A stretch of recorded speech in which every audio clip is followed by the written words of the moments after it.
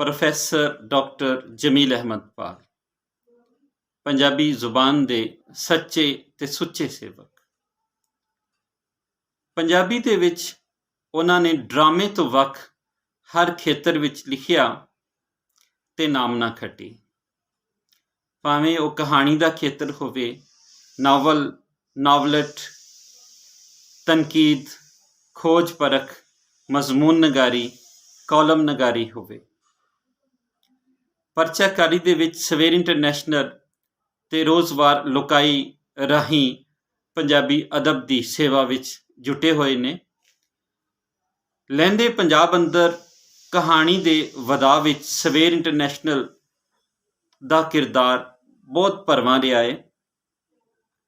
आप दे 3 कहानी परागे छप चुके ने, जिहदे विचों वापसी का सफ़र पहला कहानी परागा, दूजा कहानी परागा मनी प्लांट ते तीजा कहानी परागा इकलापे का जंगल। मार्च 2022 दे विच आप दा चौथा कहानी परागा मैंडल का कानून छाया होया।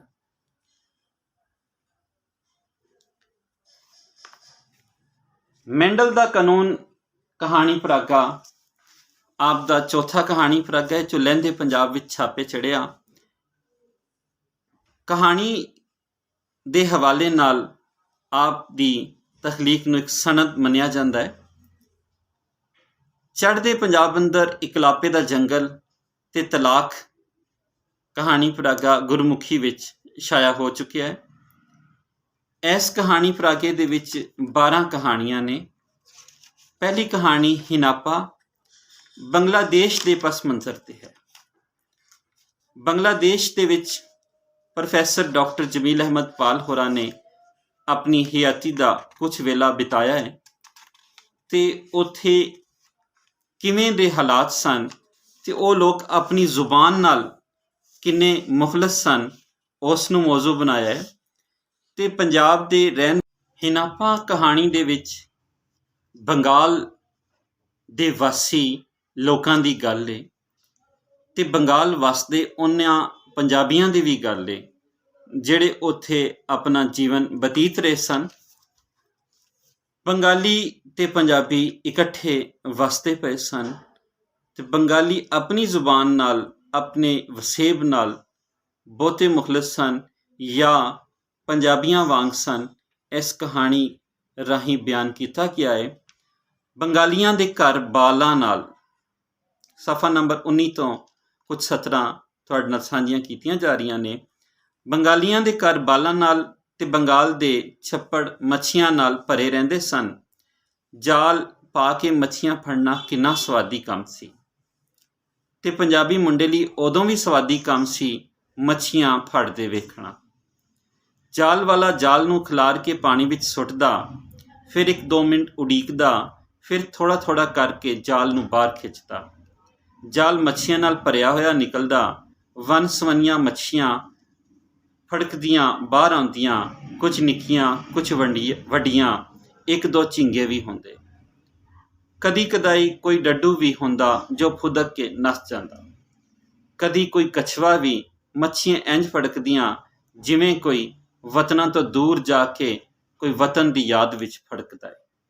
मच्छियां नूं चुन चुन के बांस की टोकरी विच पा लिया जाता, फिर उन्हां विच ढेर सारी हल्दी ते मिर्चां पा के सालन बनाया जाता। बहुत खूबसूरती नाल निक्के निक्के फिकरे दे नाल वो अपनी गल नूं समझाते ने ते हौले हौले अंदाज दे नाल वो कहानी दे विच पढ़नहार नूं शामिल कर लेंदे ने।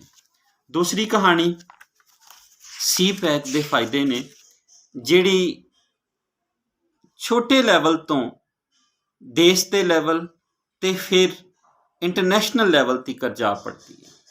यह अजिही कहानी है जिहदे विच मुकामीयत का रंग भी है, वतनीयत का रंग भी है ते कौमानती पद्धर की भी गल की गई है। तीसरी कहानी छां है जो प्यो की मुहब्बत के हवाले नाल है। राबिया कहानी है इस तो की चौथी कहानी। फिर 5वीं कहानी मैंडल का कानून जो इस कहानी परागे की टाइटल कहानी है।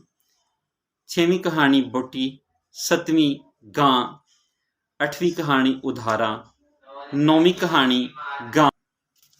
ਇਸ ਤੋਂ ਅਗਲੀ ਕਹਾਣੀ ਕਾਫੀ, ਫਿਰ ਜੱਫੀ, ਸਿਫਲਾ ਤੇ ਸੀਨੀਅਰ ਸਿਟੀਜ਼ਨ। ਇਹਦੇ ਵਿੱਚ ਕੁੱਲ 12 ਕਹਾਣੀਆਂ ਸ਼ਾਮਿਲ ਕੀਤੀਆਂ ਗਈਆਂ। ਪਾਲ ਸਾਹਿਬ ਹੋਰਾਂ ਨੇ ਆਪਣੀ ਗੱਲ ਵਜੋਂ ਬੇਇਤਬਾਰਾ ਕੰਮ ਦੇ ਸਰਨਾਮੇ ਹੇਠ ਕੁਝ ਖਿਆਲਾਤ ਸਾਂਝੇ ਕੀਤੇ ਨੇ। ਉਹ ਲਿਖਦੇ ਨੇ, ਜਿਹੜੇ ਲੋਕ ਕਿਤਾਬ ਲਿਖਣ ਪੜ੍ਹਨ ਦਾ ਸ਼ੌਕ ਪਾਲਦੇ ਨੇ ਉਹ ਕਿਸੇ ਹੋਰ ਹੀ ਜ਼ਮਾਨੇ ਦੀ ਮਖਲੂਕ ਨੇ, ਐਬਨਾਰਮਲ ਲੋਕ। ਇਹ ਮੇਰਾ ਚੌਥਾ ਕਹਾਣੀ ਪਰਾਗਾ ਹੈ ਜੋ ਤੀਜੇ ਪਰਾਗੇ ਦੇ ਕੋਈ 14 ਸਾਲ ਬਾਅਦ ਆ ਰਿਹਾ ਹੈ। ਜ਼ਿਆਦਾਤਰ ਕਹਾਣੀਆਂ ਤਾਂ ਇੱਕੋ ਜ਼ਰਖੇਜ਼ ਦੌਰ ਵਿੱਚ ਉਤਰੀਆਂ, ਬਾਕੀ ਕਦੀ ਕਦਾਰ ਤੇ ਵਰਿਆਂ ਮਗਰੋਂ। ਜੋ ਬਣਿਆ ਸਰਿਆ ਹਾਜ਼ਰ ਏ। ਇੰਟਰਨੈਟ ਮਗਰੋਂ ਫੇਸਬੁੱਕ ਤੇ ਸੋਸ਼ਲ ਮੀਡੀਆ ਨੇ ਕਿਤਾਬ ਨਾਲ ਜੋ ਕਰ ਛੱਡਿਆ ਏ, ਮੈਨੂੰ ਲੱਗਦਾ ਏ ਕਿਤਾਬ ਲਿਖਣ ਪੜ੍ਹਨ ਵਾਲੀ ਅਸੀਂ ਆਖਰੀ ਨਸਲ ਹਾਂ। ਇੱਕ ਚੌਥਾ ਕਹਾਣੀ ਪਰਾਗਾ 12 ਕਹਾਣੀਆਂ ਦੇ ਉੱਤੇ ਮੁਸ਼ਤਮਿਲ ਏ। ਇਸ ਦੇ ਕੁੱਲ ਸਫ਼ੇ 112 ਨੇ। ਪੰਜਾਬੀ ਮਰਕਜ਼ ਲਾਹੌਰ ਵੱਲੋਂ ਇਹ ਕਿਤਾਬ ਛਾਪੀ ਗਈ।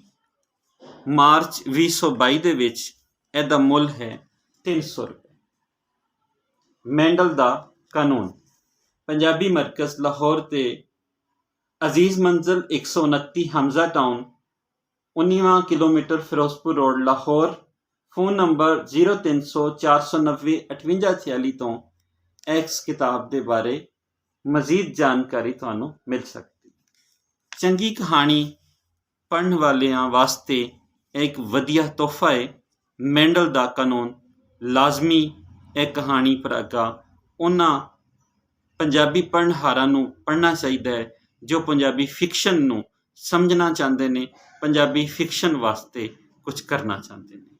ਮੈਂਡਲ ਦਾ ਕਾਨੂੰਨ।